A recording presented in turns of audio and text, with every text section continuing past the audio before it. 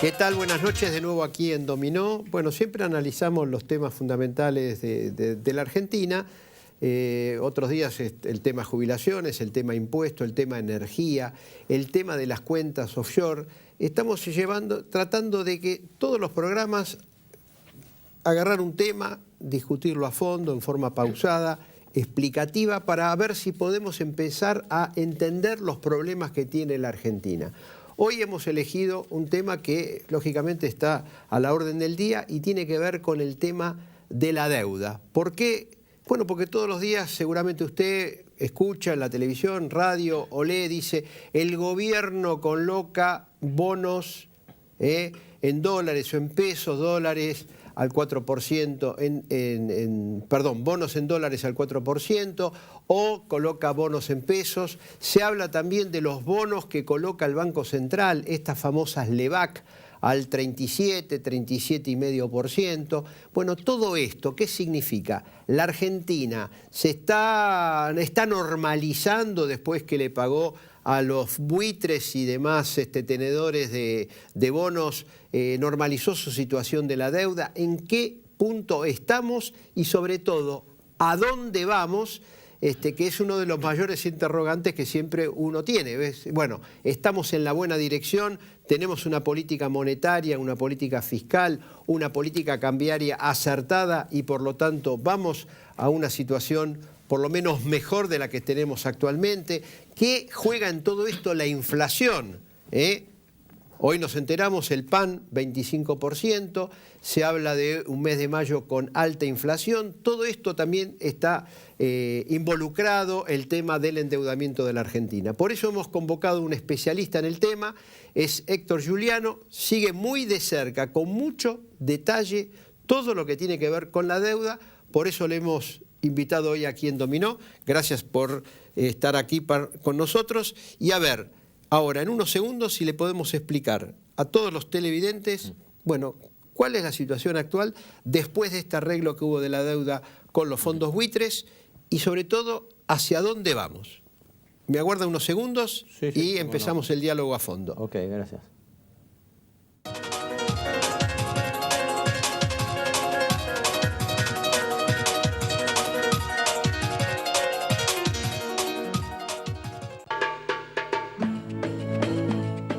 Parque Temático Tierra Santa.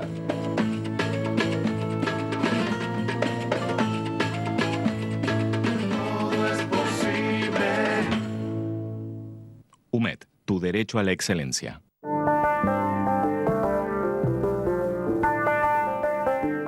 A vos, te digo a vos que para mí es bueno tenerte. Es bueno tenerte. Siempre es bueno tenerte. Un mundo dinámico, fascinante, digital, donde descubrimos posibilidades que te sorprenden, que te divierten, que hacen todo más sencillo, que mejoran tu vida, tu mundo, un mundo para todos. Telefónica.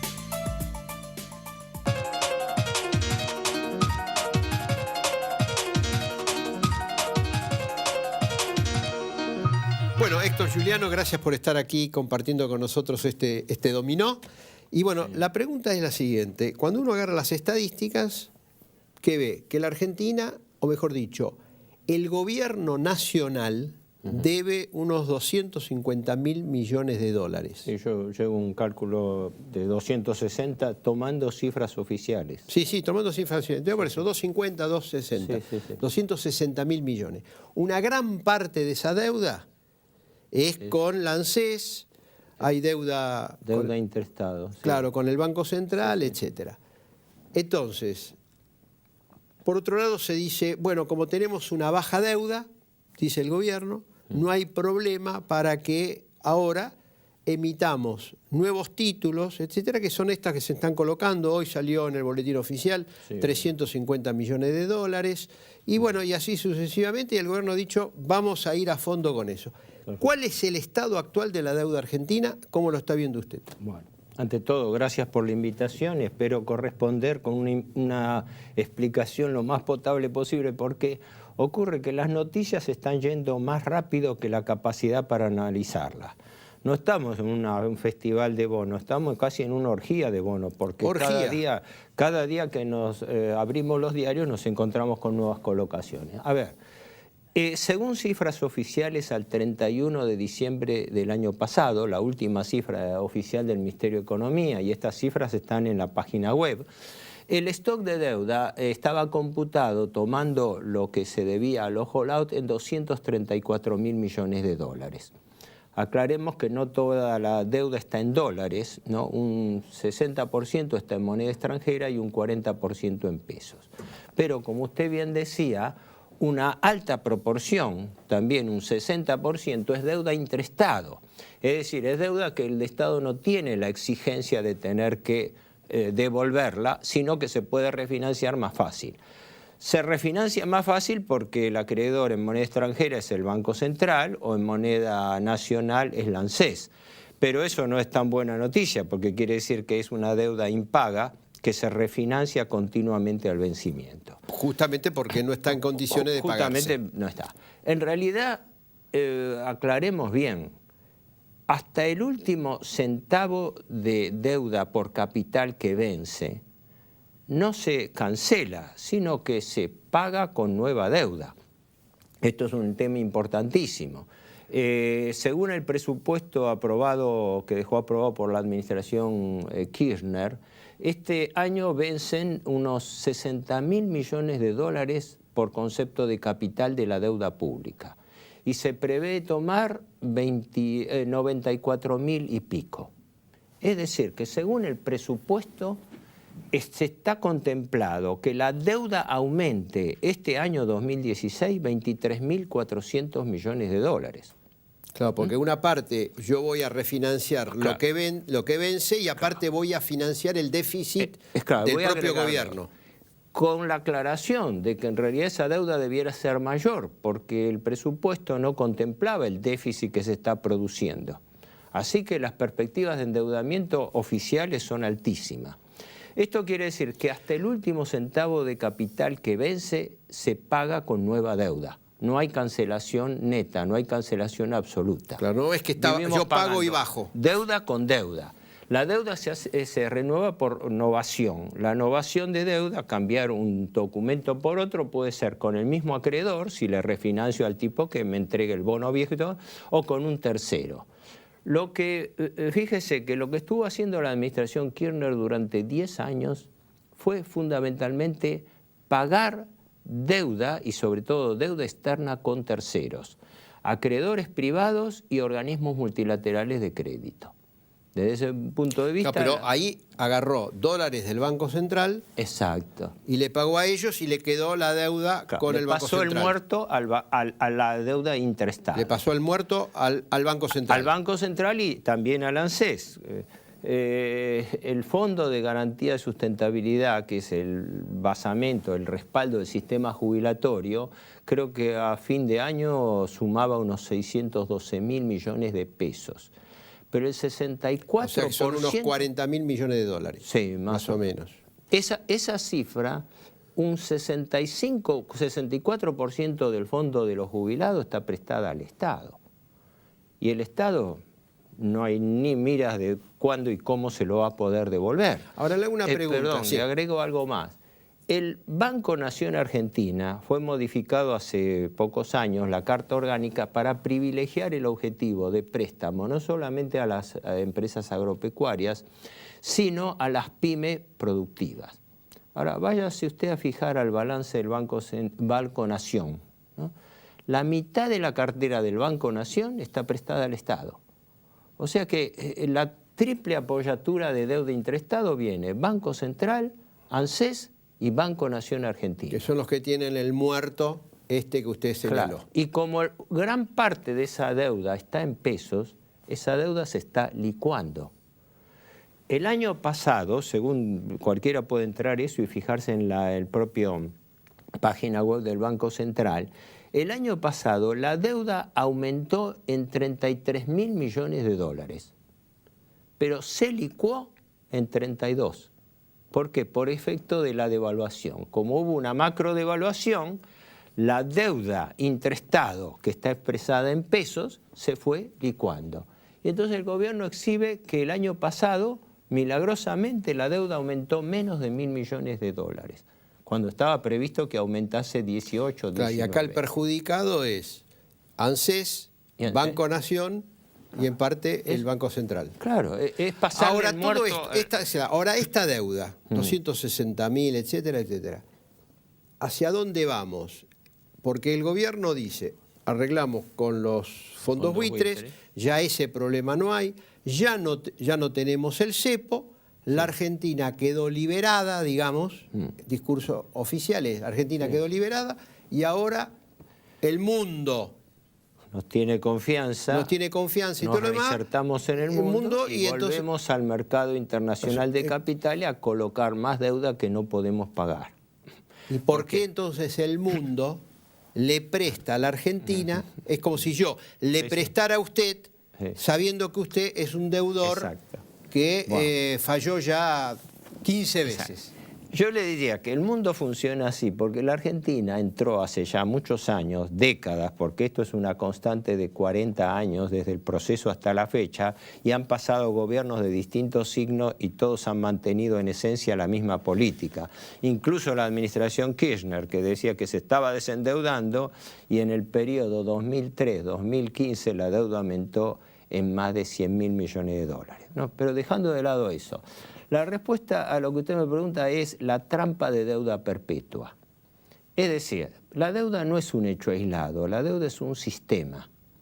En el mundo sobran los capitales financieros y sobre todo los capitales financieros negros que provienen de cualquier fuente desconocida. Esto que hoy está ventilado con los Panama Papers. Sí, que es un capítulo. Sí, por eso, de una parte. Capítulos. Claro, los Panama Papers desnudaron una de las ventanas, pero el mundo está lleno de paraísos fiscales, que son una de las principales fuentes de alimentación y toma de deuda pública de los países. Ahora, ¿qué es esto de deuda perpetua? Bueno, si usted toma una deuda que no puede pagar a su vencimiento, esa deuda inexorablemente tiene que ser refinanciada cuando le caiga.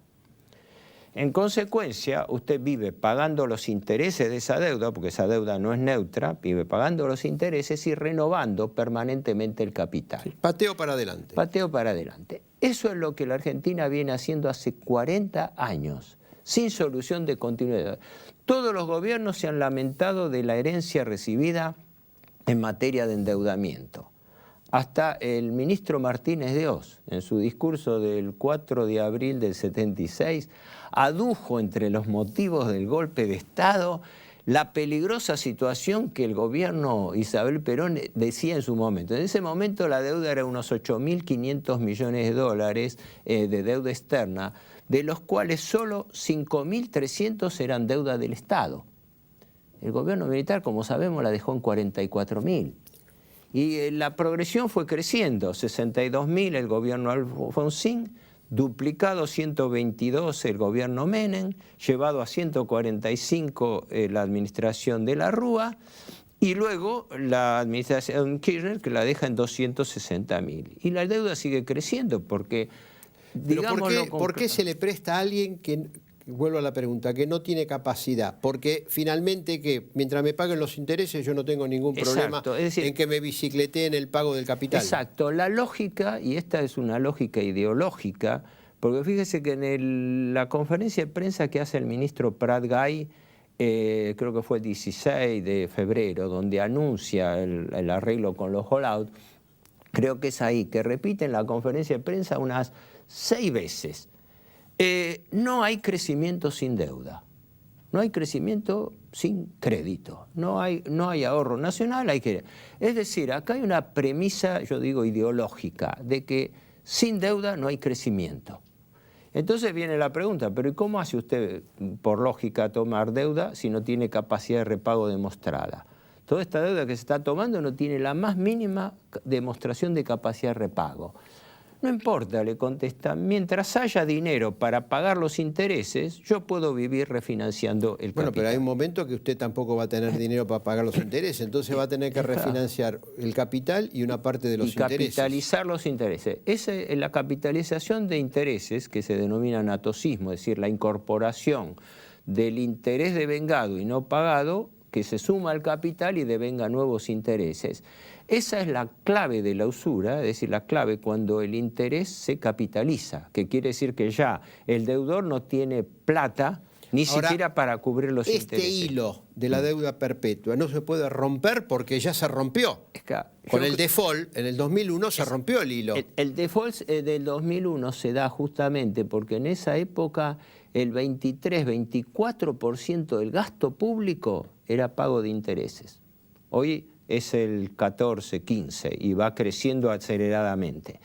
El arte, yo creo que de los banqueros, de la banca internacional, es como el juego de los platillos chinos, que el malabarista corre de un lado al otro aguantando los desfalcos. Para que... Entonces, ¿qué ocurre? Como estas cosas se pactan y se venden a la opinión pública como negociaciones exitosas, éxito de negociación, así se vendieron todos los acuerdos. Desde esto de que el mundo nos tiene confianza. Sí, vuelve en la misma película ya vista, el mundo no tiene confianza, nos reinsertamos en el mercado internacional. La cuestión que la realidad de eso es simple, la realidad es que estamos reestructurando deuda periódicamente. Las últimas refinanciaciones fueron la del 2005. Entonces lo introdujo en otro tema que también tiene que ver, que hoy se habla mucho, la palabra LEBAC.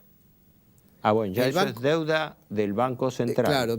Claro, hasta ahora hablamos de la deuda del Tesoro Nacional. Exacto. Ahora, está el Banco Central, que también coloca deuda para absorber los pesos que emite. Quiere absorber peso, entonces dice lo siguiente, yo coloco una letra llamada LEBAC, usted tiene pesos, se lo da al Banco Central, ahí el Banco Central absorbe los pesos, le da a usted esa letra al 37-38% anual.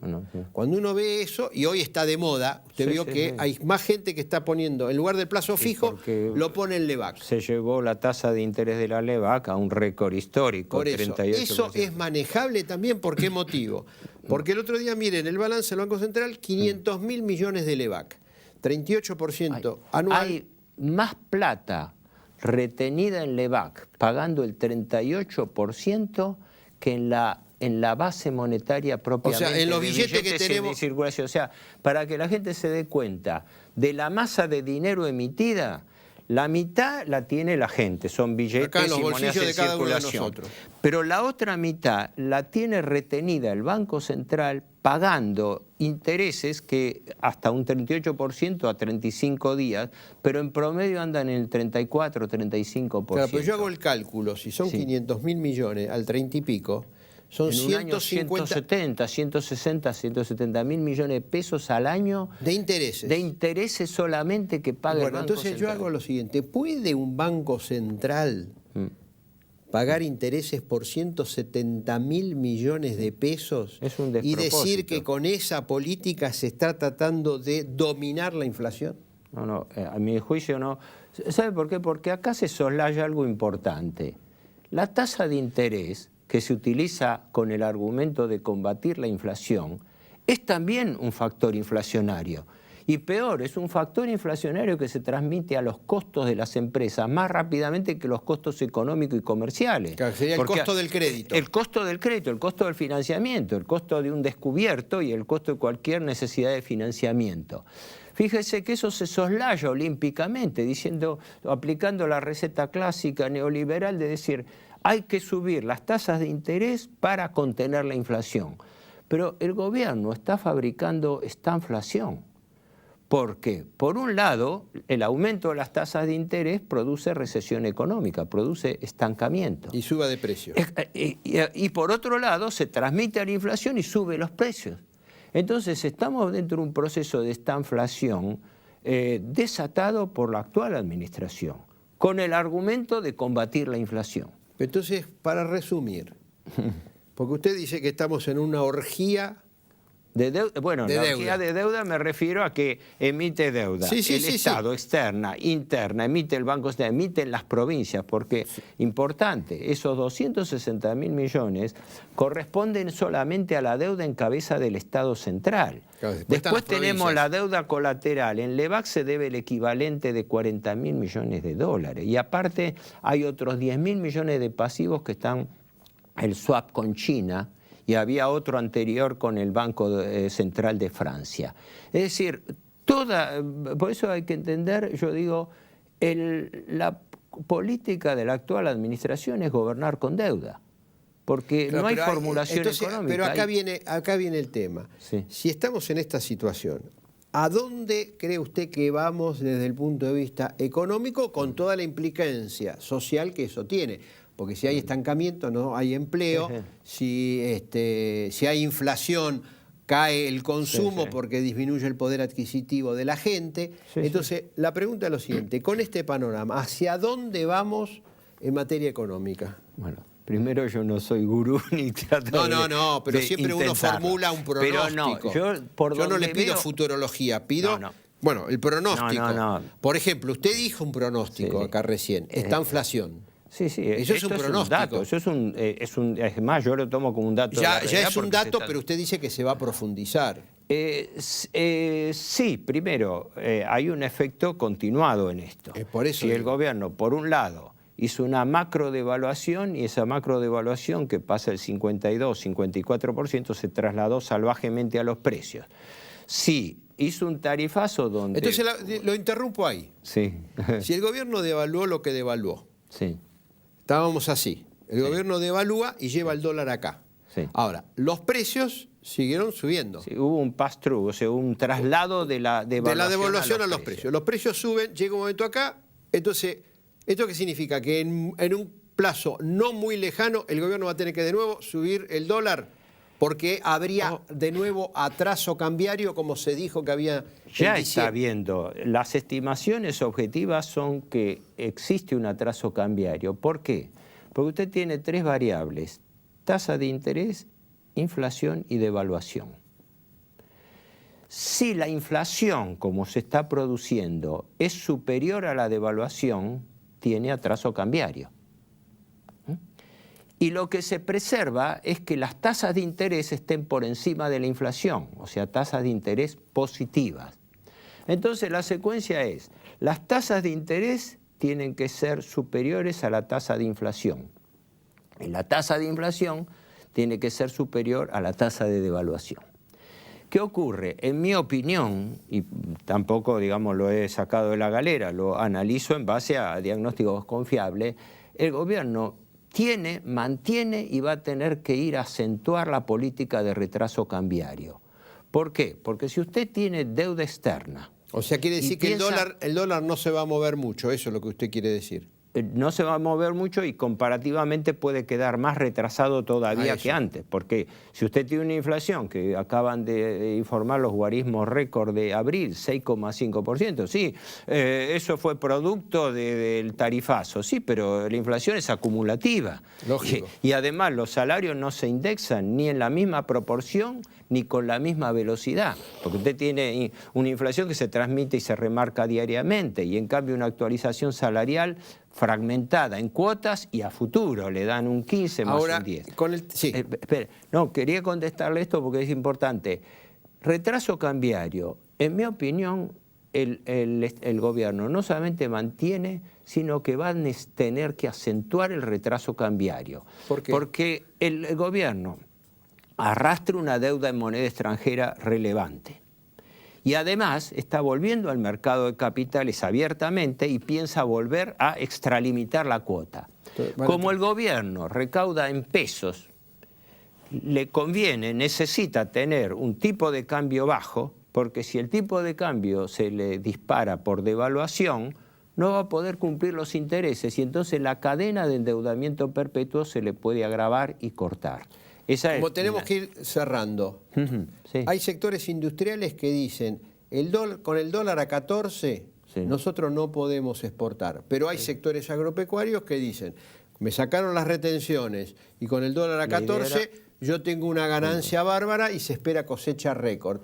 Sí, Vuelve aunque, de ojo, nuevo. que le están diciendo que también los insumos, Están desde aumentando. maquinaria, fertilizantes, etcétera, y el aumento del tarifazo de las naftas y todo, o sea, creo que la ecuación, yo no estoy en el análisis sectorial, pero la ecuación tiende a desbalanceársele al sector productivo. Primero, lo estamos viendo hasta en el consumo diario de pan que se ha anunciado ahora.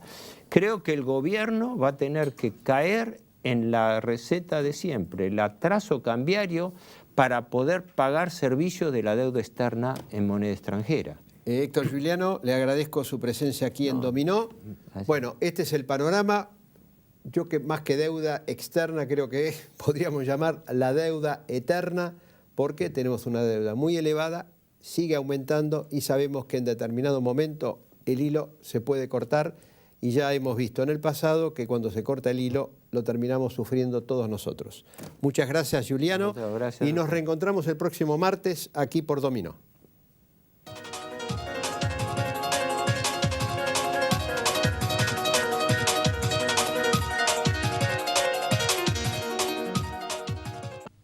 Si busca una ART eficiente y solvente. Si busca una aseguradora que responda siempre. Interacción. Grupo Asegurador.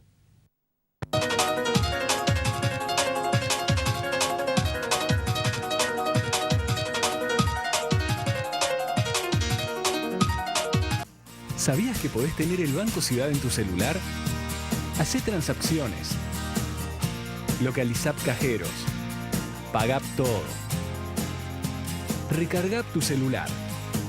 Nueva banca móvil del Ciudad. Bájate la app y disfruta. Banco Ciudad. Te quiere ver crecer.